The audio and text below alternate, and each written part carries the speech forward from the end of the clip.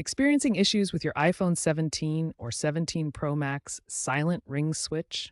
You're not alone. A percentage of users, around 5 to 7%, have reported the switch becoming stuck or loose. First, check for simple obstructions like lint or debris in the switch slot. Next, perform a force restart by quickly pressing volume up, then volume down, then holding the side button until the Apple logo appears. If the issue persists, it might be a software glitch.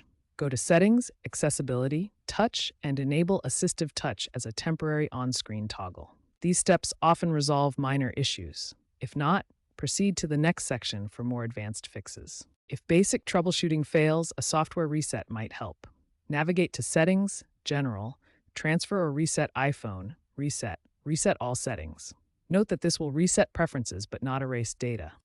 For potential hardware issues, consider contacting Apple support for warranty repair, especially if you have Apple Care Plus.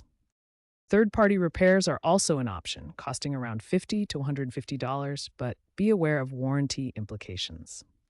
Looking ahead, future iPhones are expected to rely more on digital toggles like the Action button, potentially phasing out the physical switch.